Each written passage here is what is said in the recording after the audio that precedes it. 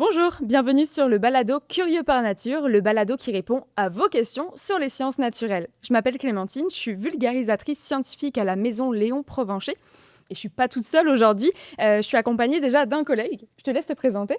Je m'appelle Léandre, je travaille aussi avec Clémentine à la maison Léon Provencher, puis moi je fais le tour des écoles animateurs scientifiques. Ce matin même j'étais en animation. Puis nous sommes aussi accompagnés d'une experte sur le sujet d'aujourd'hui. Pareil, je vous laisse, je vous laisse vous présenter. Alors, bonjour, moi c'est Joëlle Rondeau, j'enseigne au Cégep de Sainte-Foy des cours en technique de bioécologie, dont le cours de culture végétale et mycologie appliquée. Merci beaucoup d'être avec nous aujourd'hui parce que on va parler d'un super sujet. Puis, je ne sais pas si vous avez remarqué, mais on a mis plein de champignons tout autour. Aujourd'hui, c'est un jour particulier où on tourne cet épisode. C'est l'Halloween. Waouh! Donc, qui dit Halloween dit champignons, dit c'est ça, automne. Donc, dit aussi votre joli déguisement, Joël. Donc, on va commencer tout de suite par la première question. Qu'est-ce que c'est un champignon? Alors, c'est une excellente question. Un champignon, c'est pas un animal, premièrement, bien sûr. Il ne mange pas, il n'a pas de bouche, il n'a pas de jambes pour se déplacer. Alors, comment fait-il pour manger? Le champignon va manger par absorption. Wow. Donc, il va absorber les nutriments, les aliments qui sont dans son environnement grâce à des enzymes, c'est-à-dire des molécules qui vont dégrader la matière organique, ce qui se trouve autour de lui, entre autres. Puis est-ce que c'est comme une éponge? Ça absorbe, c'est ça? C'est comme on mettrait une éponge dans de l'eau, c'est ça? Ça pourrait être ça. On pourrait voir ça comme ça. Le même principe, là, entre autres pour certaines choses qui sont la diffusion, c'est-à-dire qu'ils vont absorber certaines molécules, comme de l'eau, entre autres comme les éponges. Puis vous avez dit que c'était ni un animal, ni un végétal. Ben alors, c'est quoi en fait? Alors, les champignons, c'est vraiment une catégorie à part. C'est un règne à part qui n'est pas dans les végétaux non plus, ni dans les animaux. Les champignons, c'est vraiment ce qu'on pense, un champignon de la forêt qu'on voit toujours avec un pied, un chapeau, mais un champignon, bien, c'est plus petit que ça. En général, les champignons, ils sont microscopiques, ils sont tout petits. C'est des fins filaments qu'on peut retrouver dans le sol, sur les arbres, sur les aliments. Et puis, c'est ces petits filaments-là qu'on appelle des ifs qui vont se nourrir par absorption. OK. C'est vraiment intéressant parce que moi, je pensais vraiment que c'était comme des végétaux. Hein. C'est vrai que ça ressemble un petit peu plus. Puis les champignons, est-ce que c'est vraiment... ils se ressemblent tous, en fait. Enfin, ce qu'on appelle champignons, c'est les champignons de Paris, les girolles, les bolets, tout ça. Vous avez dit qu'il y avait d'autres types de champignons, comme les moisissures. Est-ce que c'est des champignons aussi? Exact. Wow. Les champignons de la forêt, c'est ceux qui sont les plus connus, c'est certain. Il y en a plein d'autres, entre autres, lorsqu'on laisse un fruit, un morceau de pain sur la table, on va voir apparaître du petit blanc ou du petit bleu, du petit rose. C'est des champignons. Ce sont les petits filaments que j'ai dit tout à l'heure, qui sont des ifs, qui se réunissent ensemble et qui forment du mycélium, qui peut avoir plein de couleurs. D'accord, donc quand j'oublie de la nourriture un petit peu dans ma boîte à lunch, ce qui apparaît de blanc, là, comme un petit tapis, c'est des champignons? Exact. C'est des champignons et ils se nourrissent de la même chose que toi. Incroyable. Donc, Wow. par exemple, comme les parois de douche aussi, là, on imagine les petites affaires noires, les petites affaires rosées qui peuvent apparaître au niveau des parois de douche quand elles sont pas très propres. C'est des champignons aussi. Exact. Dans certains cas, c'est des champignons et ils aiment beaucoup l'humidité. Alors, la douche, c'est parfait. Puis, les champignons, ça peut aussi pousser comme sur des animaux. C'est possible, ça? Oui, les champignons peuvent être responsables, entre autres, de maladies, Oui. maladies d'animaux, maladies de plantes, maladies humaines OK. aussi. Donc, on peut trouver des champignons qui sont aussi dans les humains? Dans peut-être plus ceux OK. à l'intérieur du corps, il n'y aura pas de champignons, mais il peut en avoir qui vont créer des maladies d'ongles, par exemple, des ongles qui sont un peu croches et mous. Mais ça pourrait être des champignons qui font ça. Moi, Oui. j'entends que les champignons donc, sont des pathogènes, enfin, qui peuvent transporter des maladies. Est-ce que les champignons peuvent être bénéfiques ou ils sont forcément mauvais? Non, les champignons sont vraiment bénéfiques. En fait, on pense en effet, quand on les voit dans la forêt, on dit « Ah, ils sont juste beaux », mais ils vont entre autres nourrir les arbres et c'est vraiment, vraiment essentiel que ce soit dans la forêt ou en agriculture. C'est des champignons qu'on va appeler mycorhiziens. C'est-à-dire qu'eux, ils vont vivre en association, en symbiose avec les végétaux. Ils vont leur donner de l'eau qu'ils sont capables d'absorber, comme on l'a dit tout à l'heure, les nutriments, les aliments dans le sol. Et puis, en échange, par exemple, ils veulent quelque chose. Et qu'est-ce qu'ils veulent alors, ces champignons? Ils veulent les sucres de la plante. Ah. Parce qu'on a dit, vous avez vu que les végétaux peuvent faire de la photosynthèse, aller chercher les sucres, aller transformer l'énergie de la lumière pour faire des sucres. Et ces sucres-là vont être bénéfiques aux champignons pour qu'ils puissent pousser. Donc, si je comprends bien, en fait, des champignons, on en a vraiment partout, c'est ça? Exact. Il y en a partout dans la forêt, il y en a partout dans l'air qu'on respire. Ok. Même les spores de champignons pourraient être responsables de certaines pluies. Tellement il y a beaucoup de spores dans l'air. Ok. J'ai une question, Joël, c'est quoi des spores? Oh! On arrive maintenant dans la reproduction des champignons. Alors, comment ils font pour se reproduire? Il y a différentes façons, entre autres des spores. Alors, les petites choses, des fois, qui sont bleues sur le pain ou dans notre douche, c'est généralement des spores. Ce sont des cellules qui sont vraiment très, très petites, qu'on doit observer au microscope et qui permettent aux champignons de se reproduire. Il peut laisser dans l'air une spore qui, elle, va germer et va faire un autre champignon. Il peut aussi avoir un autre spore qui le rencontre et faire un autre type de champignon. Donc, à ce moment-là, c'est la reproduction qui peut être sexuée ou asexuée. Donc, deux façons de se reproduire et ça peut aller très, très vite. Il me semble que ils ont tous ces champignons, ces reproductions sexuées et asexuées, ou il y a certains types de champignons qui ne font que de la sexuée, d'autres que finalement par clonage. En fait, ça dépend des types de champignons. Plus les champignons sont les champignons plus évolués, ils vont faire les deux. Certains champignons, comme celui de Paris qu'on achète à l'épicerie, que vous voyez, lui, il va faire de la reproduction seulement sexuée. À moins qu'on prenne un petit bout du champignon, un petit bout de son pied ou de son chapeau, là, on pourrait le mettre dans un milieu dans lequel il pourrait pousser et il pourrait faire à nouveau du champignon. Mais il ne fait pas de spores. Il fait des spores, mais qui ne se reproduisent que de façon sexuée. Par contre, la morille peut faire de la sexuée, donc dépendamment des catégories de champignons, ils peuvent faire les deux ou non. Moi, j'avais une question, peut-être un petit peu bête, mais est-ce que les champignons de Paris viennent vraiment de Paris? C'est une très bonne question, dont je n'ai pas la réponse. Oh non! Peut-être qu'à l'origine, ceux qui l'ont fait pousser la première fois, je pourrais penser que oui, mais un fait spécial sur les champignons de Paris, c'est que pour les cultiver, il faut avoir, entre autres, du compost ou un fumier composté pour leur permettre de fructifier, Ok. ce qui est très différent des pleurotes qu'on achète à l'épicerie. C'est une culture qui est un peu plus complexe.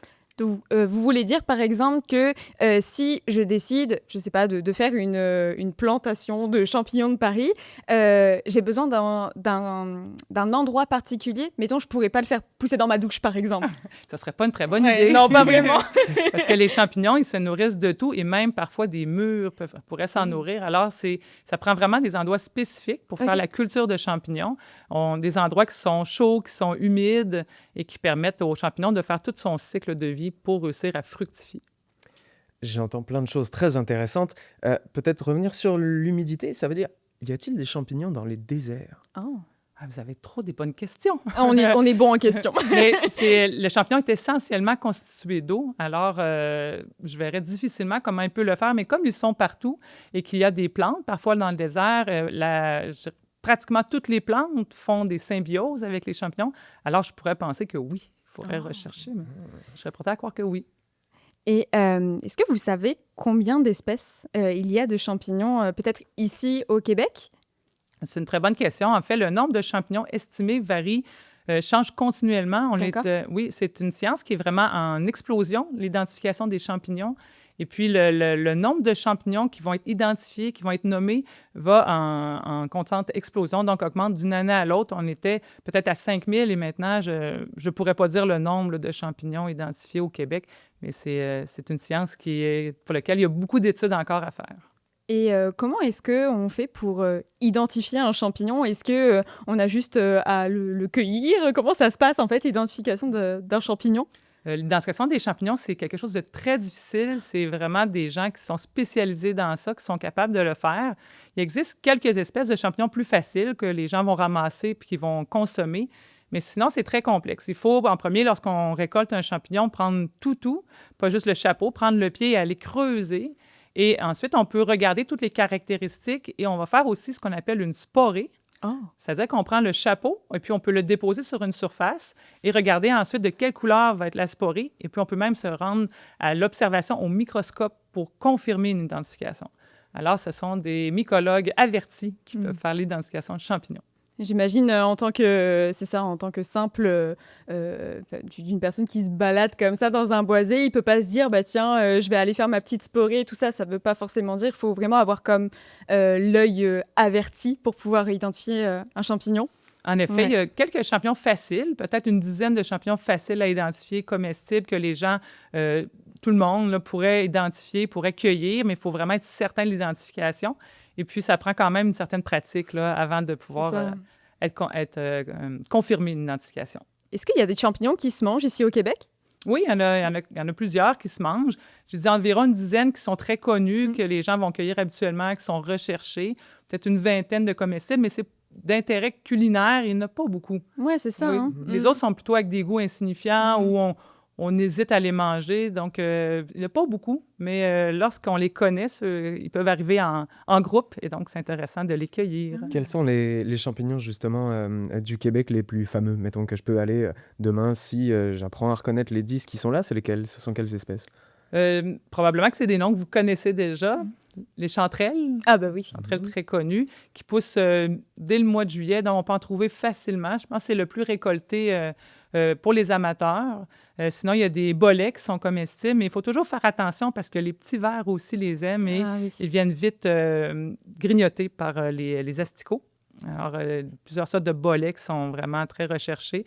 On a la dermatose des russules, ou il l'appelle le champignon homard, qui est orange avec une forme très spéciale. Celui-là est très facile à reconnaître et il est très recherché, très bon. Il goûte les chips quand on le fait très mince. Là, les petits chips, c'est très bon.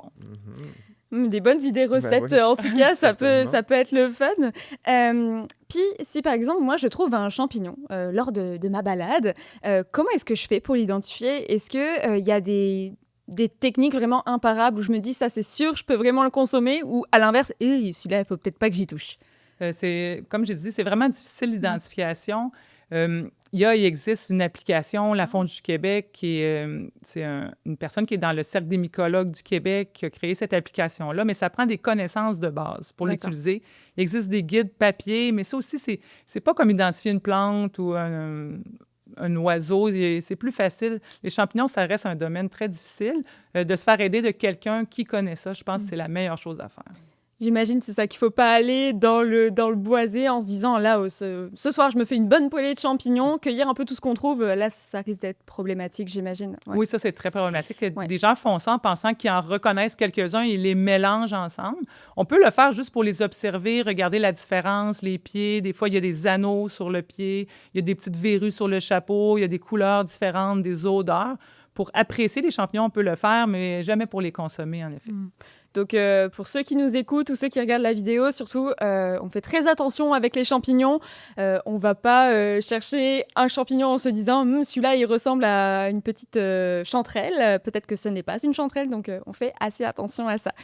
Je vous propose qu'on commence à répondre aux questions des enfants. Allons-y. La première question, c'est, seul, on y a déjà répondu, c'est est-ce que les champignons poussent partout? On y a déjà répondu.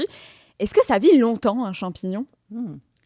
Ça dépend des espèces. C'est sûr que si on garde le champignon qu'on récolte dans la forêt, là, on se dit, lui, il est là, je l'ai vu cette semaine, je le revois la semaine prochaine, il est plus gros. On peut se dire que il y en a que c'est quelques jours, d'autres c'est 1-2 semaines. Mais si on pense au réel champignon, au plus gros du champignon qui est caché dans le sol, donc les ifs des champignons qui sont dans le sol peuvent vivre éternellement. C'est vrai? Oui, si les conditions sont là, même si elles ne sont pas là, peuvent entrer un peu en dormance, en attente. Et puis, lorsque les conditions redeviennent favorables, vont croître davantage. Donc, tant que l'arbre est là, par exemple, un champignon qui serait en symbiose avec un arbre, si l'arbre il est présent, le champignon va rester là dans le sol. Alors, des fois, on peut soulever des feuilles, regarder un peu plus creux, on va voir du mycélium, du petit blanc. Et puis, ça, c'est des champignons qui se cachent dans le sol et qui sont là en permanence. OK. Donc, c'est comme une hibernation, la dormance, c'est ça? Oui, c'est ça, c'est une hibernation. On peut penser à l'hiver. L'hiver, les champignons, ils ne vont pas pousser, le sol va être gelé, ils vont entrer en dormance. Puis là, on a parlé donc de la vie du champignon. Est-ce que vous savez quel est le champignon le plus vieux qui ait jamais été identifié, qui ait jamais été trouvé? Moi, je pense que je le sais, parce que j'ai fait mes devoirs. Est-ce que c'est le même que le plus gros? Je ne sais pas si c'est le même, tu vas me le dire? Peut-être, oui.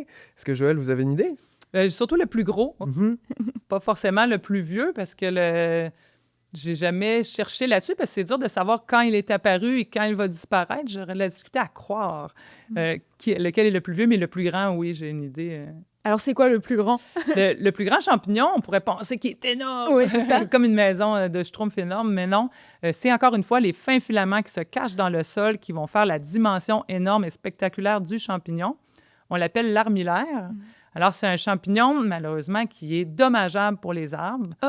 C'est-à-dire que lui, ce qu'il va faire, il se propage dans le sol et lorsqu'il rencontre des racines d'arbres, il va les attaquer pour les affaiblir et éventuellement tuer l'arbre.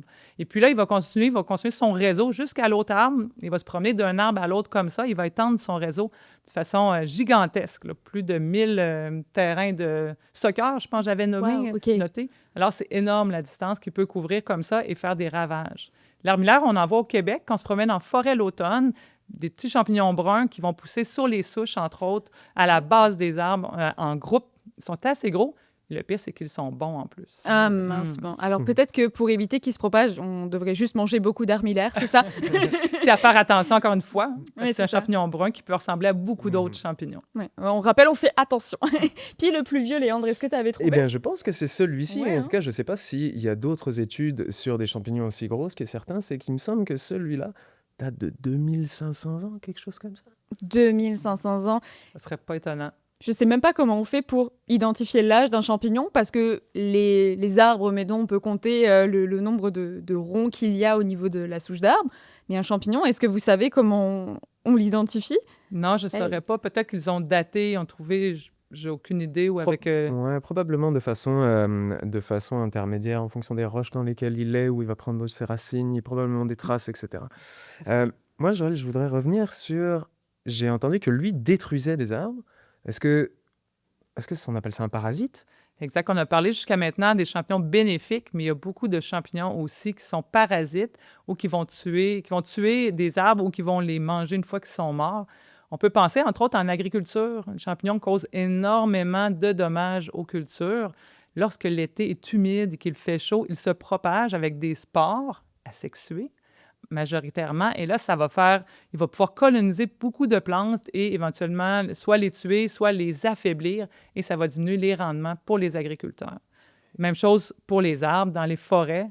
Lorsqu'un champignon commence à attaquer les forêts, bien, il peut détruire plusieurs arbres là, pendant sa vie. Wow. J'avais aussi une autre question, justement sur la reproduction avec les spores. J'ai vu dans une étude qu'il n'y avait pas beaucoup de spores qui finalement arrivaient à germer puis à donner des champignons.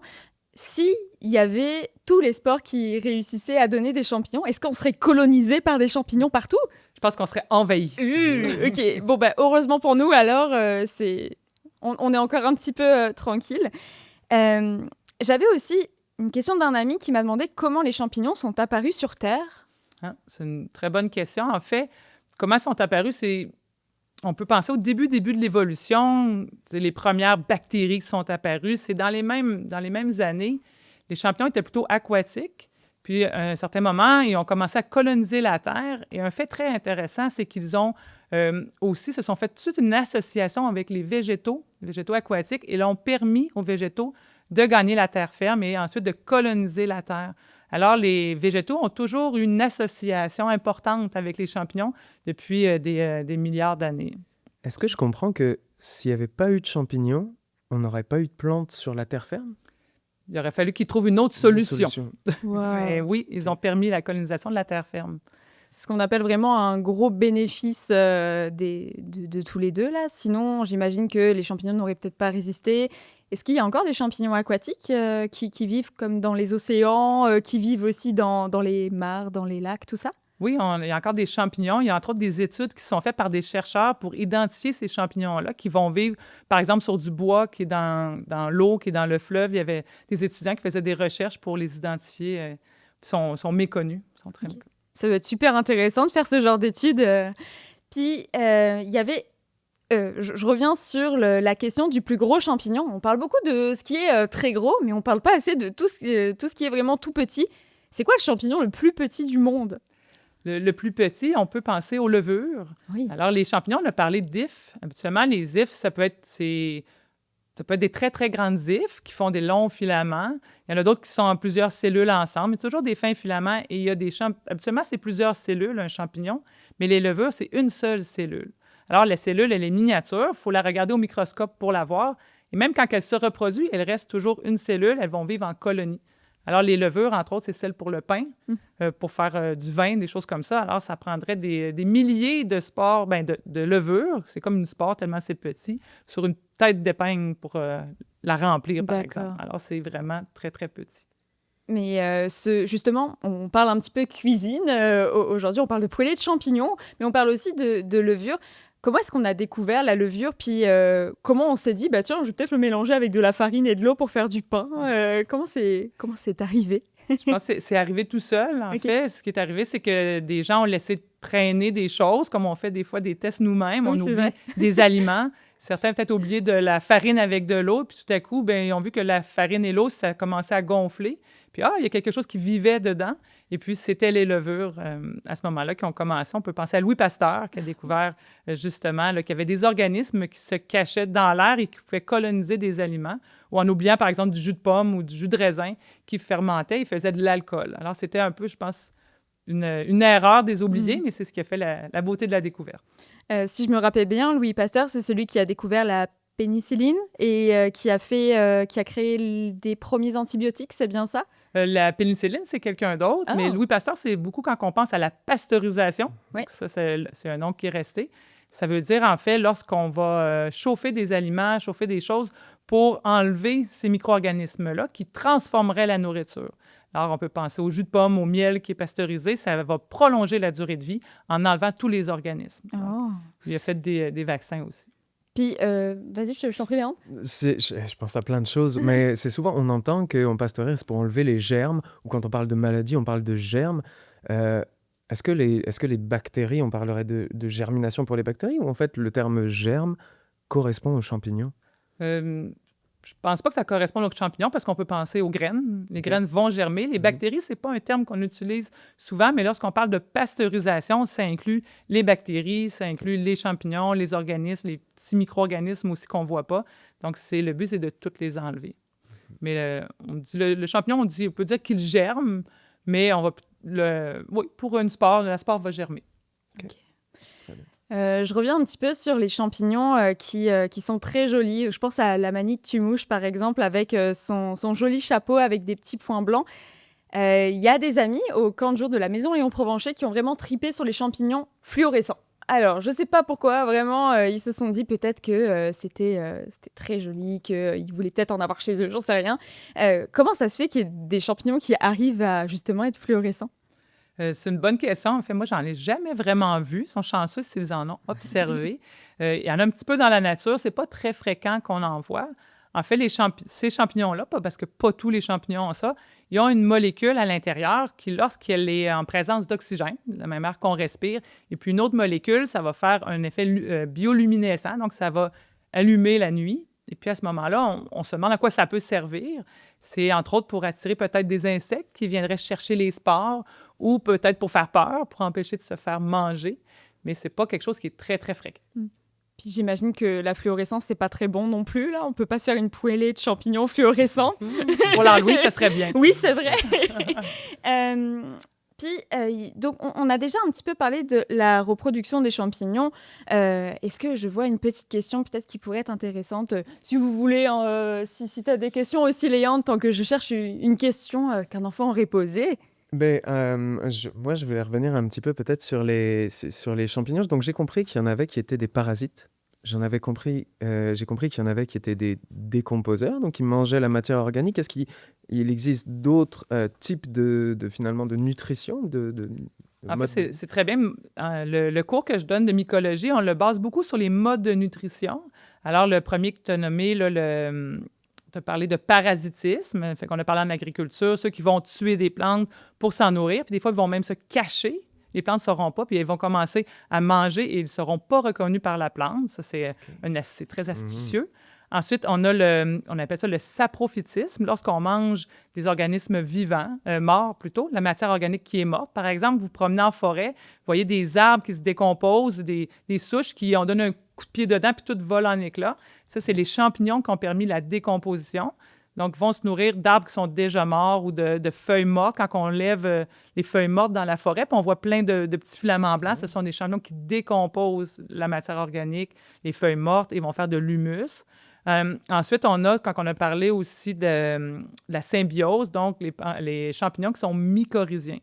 Dans les mycorhiziens, on a deux types. On a ceux qu'on voit dans la forêt. Eux vont se tenir proches des arbres, de la racine, des petits bouts de racine des arbres, et c'est là que des fois, ils font des ronds, mais c'est proche des arbres. Alors, ils sont en symbiose avec les racines des arbres pour se nourrir, pour faire des échanges. Il y a un autre type de champignon mycorhizien que peut-être que vos parents ont déjà acheté ou que vous-même, vous avez acheté dans les centres jardins, les petites poudres qu'on appelle la mycorhize. C'est pas les mêmes. Ce sont des champignons qui sont microscopiques et que c'est seulement des grosses spores qui sont un peu plus grosses que d'habitude, qu'on peut voir juste avec une loupe. Et puis, ces champignons-là, ils ne feront jamais de champignons comme ceux-là avec un pied et un chapeau. Ils vont rester juste sous forme de spores et de petits filaments qui sont comme un gros tuyau avec jamais de séparation. Donc, des longs filaments. Et eux vont vivre en association avec les arbres, là, beaucoup. Donc, 3 modes de nutrition. On a un dernier qu'on parle moins, c'est la prédation. Il y a certains champignons qui vont tuer des animaux, qui vont tuer, entre autres, par exemple, des petits vers qui sont dans le sol, vont faire des lassos, entre autres, puis vont les tuer pour ensuite les manger une fois qu'ils sont morts et les décomposer. Wow. Donc, c'est 3 principaux modes et un petit à côté qu'on peut appeler prédation. Je m'excuse, là, mais il faut absolument qu'on revienne sur ce truc de lasso, là. Ça veut dire qu'il y a des champignons qui ont comme un petit lasso, comme un cow-boy, là, puis pop, c'est ça, c'est aussi rapide que ça? Bien, rapide, je dirais pas rapide, mais c'est astucieux. Comme ils sont dans le même environnement, vont développer des structures. Parce que les champignons, on a parlé de fins filaments, mais s'ils arrivent à faire des chapeaux, des pieds, ils arrivent à s'organiser pour faire ce qu'on appelle des faux tissus. Oh. Nous, on a des poumons, on a un foie, on a des organes, on a de la peau. Eux, n'ont pas vraiment ça. Ils ont juste des ifs qui, ensemble, vont former du mycélium, le petit blanc qu'on parlait, ou le rose, et peuvent former des faux tissus, comme on voit quand on ramasse des champignons dans la forêt. Et donc, peuvent faire des lassos ou d'autres structures comme ça qui pourraient être utiles pour réussir à se nourrir. Et on a ça au Québec? Bonne question. Mais c'est des champignons, entre autres, comme des pleurotes, oui, qui peuvent faire ça, qui sont dans le sol, entre autres. J'ai trouvé une question d'un ami, parce que pareil, pendant le camp de jour, on fait beaucoup de choses sur le parasitisme. Puis il y a une personne qui a montré une vidéo d'un champignon qui se mettait dans le cerveau d'une fourmi. Et j'aimerais vraiment qu'on en parle parce que moi aussi, j'avoue, j'ai capoté là-dessus. Là. Je suis pas sûr que j'ai envie d'entendre parler de ça. Il y avait une série télévision là-dessus aussi qui a fait peur à beaucoup de gens et les gens commençaient à se poser la question à savoir si on pouvait, nous aussi, être attaqués par ce genre de champignons qui pouvaient entrer dans le cerveau et prendre le contrôle. Il ne faut pas avoir peur. Ça n'arrivera pas, en tout cas pas, à moins qu'il y ait une modification génétique, par exemple. Ce sont des champignons qui, en effet, vont tuer entre autres des fourmis. On voit souvent les vidéos de fourmis qui ont été attaquées ou d'autres insectes. C'est la famille des cordyceps, les champignons, et les spores vont germer et vont réussir à pénétrer l'enveloppe des insectes pour aller à l'intérieur et prendre le contrôle de l'insecte. Généralement, ils vont lui permettre de se rendre à un endroit qui est profitable pour le champignon pour qu'ensuite, il puisse faire un petit pied, un petit chapeau et libérer. Bien, c'est pas la même forme que ce qu'on est habitué de voir, là. C'est plus un grand pied. Et de libérer ses spores à un endroit qui est très stratégique pour lui. Donc, il va faire, entre autres, des fourmis zombies. Ah, c'est incroyable. En plus, là, pareil, thématique Halloween. Peut-être que vous pouvez vous déguiser en fourmi zombie l'année prochaine.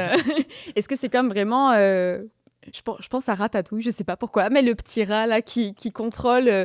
En fait, c'est ça se met dans le cerveau, puis c'est capable de, comme un GPS, un petit peu lui dire, toi, tu dois te rendre à cet endroit-là.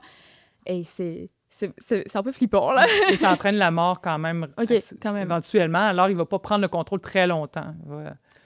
Est-ce que ça voudrait dire que les champignons sont intelligents?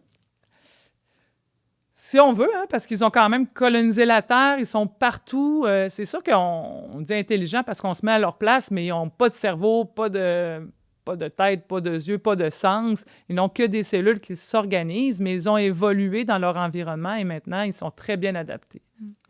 Ça me fait penser un petit peu au blob. Donc, cet organisme-là, unicellulaire, moi, je suis une assez grande fan de ce truc-là. Là, pareil, pour les enfants du camp, on en a parlé vraiment l'année dernière. Je ne sais pas si vous connaissez un petit peu d'exemples sur le blob. Peut-être que vous pouvez nous en parler un petit peu. C'est un semi-champignon, Ouais. c'est pas tout à fait, là, il me semble de mémoire, c'est un mycoplasme, c'est presque un champignon. Il est jaune, on en voit des fois dans la forêt sur des souches, ça ressemble à une petite glu jaune. Et puis, ils l'ont cultivé là, en laboratoire, et puis c'est un champignon qu'on peut lui faire apprendre des choses. On le met dans les champignons, là, même si c'est un petit peu classé différemment, mais on peut lui apprendre des choses et il va résoudre, par exemple, des labyrinthes. Incroyable. On lui met la nourriture à un certain endroit, puis après ça, il mémorise dans son organisme qui n'a pas de cerveau, et puis il peut ensuite se rendre à la nourriture. Tout est une question là, d'être bien alimenté. Et c'est incroyable. Puis, ça peut aussi, quand on le met, mettons, au congélateur, il peut comme rentrer en état de dormance. Et juste une petite goutte d'eau, ça suffit à le raviver entièrement. Puis, le plus fou, c'est que ça se nourrit de flocons d'avoine. Je trouve ça assez incroyable. Assez facile à cultiver quand même, avec des flocons d'avoine. On a fait quelques expériences, mais il faut quand même bien l'humidifier. Ça prend certaines conditions pour faire des tests avec ça, mais c'est un organisme modèle très utilisé en recherche. Puis d'ailleurs, le blob, il a été utilisé pour cartographier une des métros aussi, il me semble, parce que c'était justement...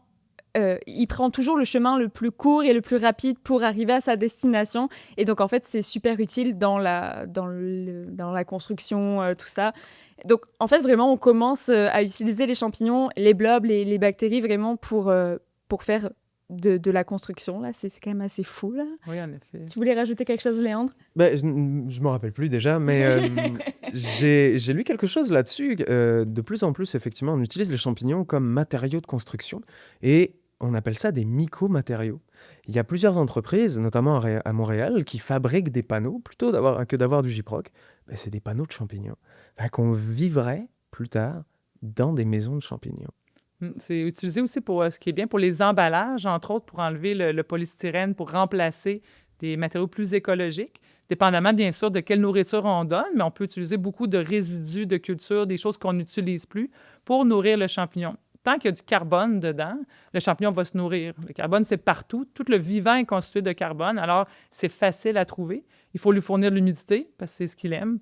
Puis après ça, une bonne aération, des bonnes conditions, et il va coloniser. Puis après ça, il y a des techniques pour le tuer, une fois que la brique elle est constituée, pour utiliser, par exemple, dans des constructions. On peut faire des abat-jours. Il y a plein de matériaux, mycomatériaux maintenant qui sont créés. Incroyable. Puis j'ai vu aussi qu'on pouvait utiliser les champignons pour dépolluer des sols.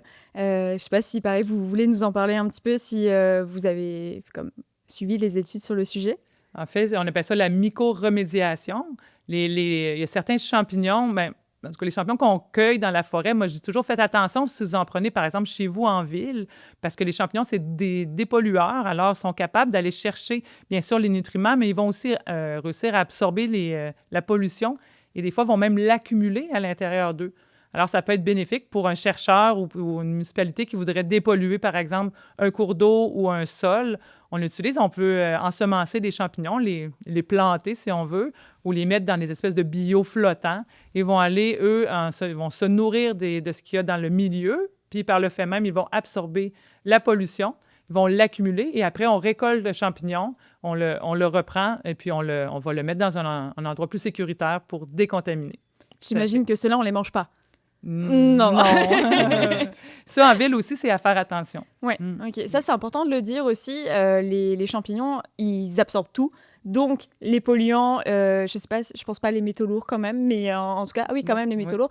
Donc, ouais, c'est ça. Il faut quand même faire attention à la consommation de champignons, faire attention d'où ils viennent aussi. C'est assez important. Dans la série des champignons qui sont assez impressionnants, je nomme le champignon qui fait une symbiose avec des fourmis. Donc, il y a des champignons qui sont capables comme c'est des champignons, des fourmis qui les élèvent. Puis, il est capable de manger 50 000 feuilles par jour. Donc, c'est les petites fourmis qui arrivent avec leur petite mandibule, qui découpent des bouts de feuilles pour l'offrir aux champignons. Puis, en échange, elles peuvent se nourrir du champignon. Et c'est fou là aussi, Elles font comme nous, elles élèvent des champignons, elles les cultivent pour se nourrir, tout à fait. On n'a pas ces fourmis-là ici, malheureusement. Je pense qu'il y en avait à Montréal, là, au Biodôme. Mais sinon, c'est celle qu'on voit dans les pays chauds. On voit des petites rangées de fourmis qui transportent leurs bouts de feuilles. C'est celles-là, là, elles sont très présentes. Les petites fourmis coupe-feuilles. Est-ce que donc, comme c'est pas un animal, c'est pas un végétal, est-ce qu'on cultive un champignon ou est-ce qu'on élève des champignons? Bien, je dirais que les fourmis vont élever le champignon. Nous, on va On va cultiver. cultiver. Mais c'est sûr que quand quelqu'un qui fait de la production de champignons, il doit conserver son champignon pour toujours le multiplier. Donc, il va le cultiver, il va vouloir le conserver, mais l'élever, c'est pas comme quand on élève un enfant qui grandit. Le champignon, il reste toujours pareil. Bien sûr, On va le c'est faire ça. fructifier, mais on garde des champignons sous forme d'if, entre autres des cultures, on appelle ça des cultures pures, dans des milieux, puis on les met dans des endroits qui sont sécuritaires pour pas qu'ils se contaminent. Parce que des champignons, il peut y avoir des champignons qui vont manger les champignons qu'on veut cultiver, qui vont les parasiter. Un champignon peut parasiter un autre champignon. OK, waouh. Mm. Ça cesse de nous étonner. Justement, j'avais une question aussi sur ça. Est-ce que en laboratoire, on peut cultiver des champignons aussi? Oui, Cool. exact. Les champignons qu'on peut cultiver, c'est ceux qui peuvent se nourrir de matière le plus facile, c'est de la matière non vivante. On fait des genres de jello, puis on les met dans des bols de plastique, puis on met notre champignon dessus et lui va pousser dans ça. Les champignons qui sont en symbiose, donc les mycorhiziens, sont un peu plus difficiles à cultiver. Il faut leur mettre une plante. Mais on en fait aussi en laboratoire. On leur met leur plante et on peut les étudier de cette façon-là. C'est ça que les champignons, par exemple, qui attaquent les plantes et qui, eux, contournent un peu le moyen de défense de la plante et se cachent dans la plante, eux, on n'est pas capable de les cultiver. C'est les plus difficiles. Il faut avoir d'autres techniques. Sinon que le champignon se transforme puis qu'il aime un peu le jello qu'on lui met. Mais sinon, ça lui prend toujours sa plante pour vivre. C'est plus difficile. Est-ce qu'il y a des champignons qui ont des jellos préférés? Oui. Ah. Celui que je fais le plus souvent, c'est celui à base de patates. Je veux bien que vous nous en parliez un petit peu de ce que vous faites d'ailleurs, si vous étudiez actuellement des champignons. Je ne fais pas d'études présentement. J'avais fait un projet de recherche, entre autres. J'essayais de trouver une façon de faire pousser des champignons qu'on aime. Comme, par exemple, je parlais de la chanterelle, ou on a d'autres champignons, des lactaires délicieux. Lui, c'est mon préféré. Il est orange, il est bon. J'essayais de le faire pousser avec sa plante. C'est ça qui est difficile. Donc, on le met dans un milieu de culture, on lui donne la nourriture, et ensuite, j'avais des petites...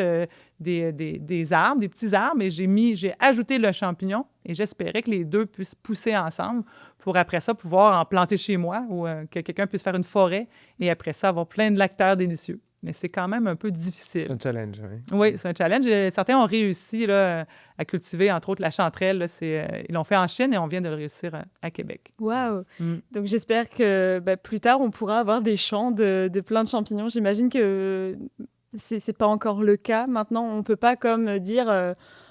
tiens, ici, il y a de manière assurée qu'il y a une chanterelle qui va pousser, qu'il y a un bolet qui va pousser. En fait, on n'est pas encore vraiment sûr. Ils font un peu ce qu'ils veulent, en fait, les champignons, c'est ça? Certains champignons, c'est dur à cultiver, c'est certain, mais les gens qui les cueillent connaissent les endroits et ne les révèlent pas parce que les champignons, à chaque année, vont pousser à la même place. Alors, les chanterelles, on dit qu'on a des spots à chanterelles, Okay. et on les garde pour nous, on ne va pas les partager parce qu'ils reviennent d'une année à l'autre. Okay. Pour les cultiver, c'est pas aussi facile, mais certains étudient beaucoup ça et ils réussissent quand même, entre autres la morille. Certaines personnes au Québec ont réussi à cultiver la morille, qui est un champignon très recherché, qui a plein de petits trous dedans que vous avez peut-être déjà vu, qui se vend très, très cher. Et même la truffe, on a réussi au Québec à cultiver la truffe. Alors ça, c'est encore... Incroyable. Oui, c'est incroyable. Et il y a beaucoup de gens qui se pensent là-dessus quand même. J'ai découvert assez récemment qu'il y avait des truffes qui existaient, mais c'est un domaine tellement peu connu que c'est ça, on ne sait pas trop. Il n'existe pas de guide vraiment. Il y a tellement de truffes différentes, tellement d'endroits où elles peuvent être finalement on trouve ces petits champignons qui, eux, si je ne me trompe pas, ne font pas donc de chapeaux et de choses comme ça. Donc, ils restent près des arbres en général, qui sont tout petits, qui ont des formes assez irrégulières, mais plus ou moins arrondies, ça dépend des espèces. Et moi, j'ai compris qu'on pouvait en trouver finalement partout. Ah oui? Ouais. C'est ça. C'est un champignon qui est particulier, qui se cache dans le sol, alors on ne le voit vraiment pas. On ne pensait pas avoir autant de truffes au Québec. Et puis maintenant, des gens ont trouvé qu'il y en avait et ont réussi à les cultiver et maintenant peuvent même vendre des arbres qui sont colonisés par les truffes, mais c'est des études très, très récentes. Et puis, ça prend... Il faut réussir à les trouver une fois qu'ils sont cachés dans le sol. Alors, ça prend une bonne expertise.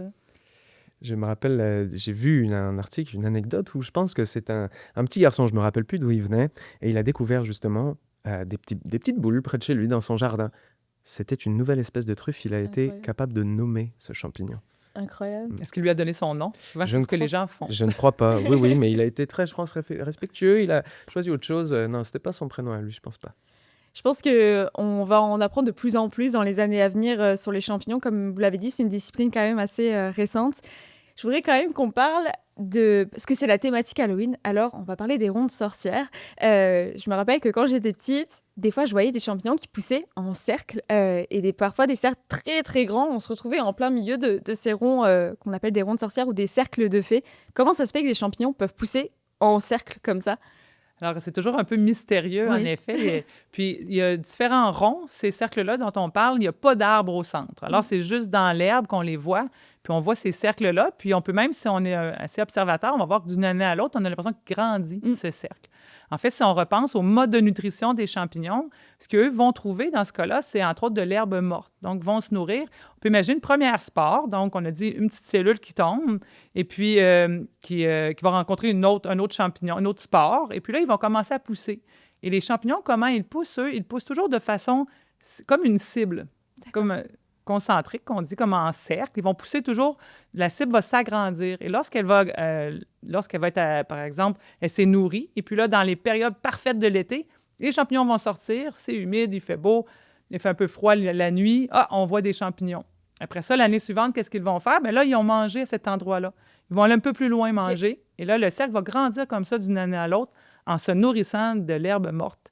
Et puis, lorsque les conditions sont favorables, on peut voir le rond de sorcière apparaître.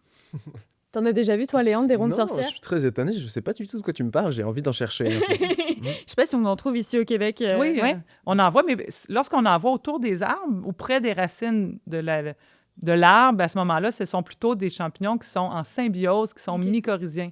C'est ça la différence. C'est juste qu'eux vont tous être au même endroit, autour de... On peut imaginer un arbre, ses feuilles, la limite des feuilles des arbres, bien, les champignons vont être en dessous de ça parce que c'est là que sont les petites racines qui sont en train de faire une colonisation, comme un petit pogo autour des racines. Puis à ce moment-là, c'est à cet endroit-là qu'ils vont fructifier, qu'ils vont faire leur fructification, leurs champignons. Alors, s'il y a un arbre, c'est pas un vrai rond de sorcière, c'est plus une symbiose, tandis que l'autre, c'est du saprophytisme. OK. Pas saprophyte, oui. En tout cas. J'ai dit beaucoup de choses. Oui, c'est vrai. D'ailleurs, merci beaucoup d'avoir été avec nous, Joël. Je ne sais pas si vous avez quelque chose d'autre à rajouter, Léandre. Peut-être Moi, que tu as j'ai- envie de nous partager quelque chose sur les champignons. Les champignons, moi je trouve ça très intéressant Ouais. ça se développe énormément. Je pense qu'il y a un engouement pour ça. Enfin que c'est super, on le voit dans les enseignements par exemple. Enfin que c'est formidable. Je suis impatient de manger des steaks de burgers cultivés moi-même, etc. Oh, je suis très impatient de ça. Peut-être que vous avez une dernière chose à nous partager, Joël, sur, je sais pas, un champignon que vous aimez bien ou une étude qui vous a peut-être marqué sur les champignons, un fait intéressant. J'essaie de voir qu'est-ce que j'ai pas raconté encore. Juste dire, en effet, là, revenir sur ce que vous avez dit, que les champignons sont de plus en plus populaires. En effet, on s'intéresse beaucoup à ça. Et puis, de vraiment rester à l'affût, de faire attention, puis de faire partie de des groupes. C'est vraiment là qu'on apprend le plus là-dessus. Le Cercle des mycologues du Québec, c'est vraiment une place là, à faire connaissance avec les gens, puis à s'informer si vous voulez en savoir plus là-dessus. Puis peut-être vous trouverez mon lactaire délicieux. Ce lactaire-là, c'est particulier quand on lui touche les lames. Il y a du lait qui sort. Ah, Et c'est il pour est ça. orange en plus. Et il sent les Fruit Loops. OK. Ah oui, Ouais. effectivement, il a l'air vraiment délicieux, dit Ouais. comme ça. Donc, je voudrais remercier les enfants qui nous ont posé les questions. Alors, merci à Florence, Thomas, Roman, Louis, Charlotte, Amanda et Rebecca. Merci pour vos questions. Si jamais vous avez des questions éventuellement que vous vous posez sur les sciences naturelles, n'hésitez pas à nous les écrire par adresse courriel. Merci en tout cas Joël Rondeau d'avoir été avec nous. Merci à toi aussi Léandre. Je voudrais remercier aussi nos partenaires. Merci au studio Coupé qui nous permet de tourner ces super balados. Et également, ce projet est rendu possible grâce à la contribution financière de la Ville de Québec. Alors, on les remercie. Puis, on se retrouve bientôt pour un prochain épisode de balado. Restez connectés. Merci à vous.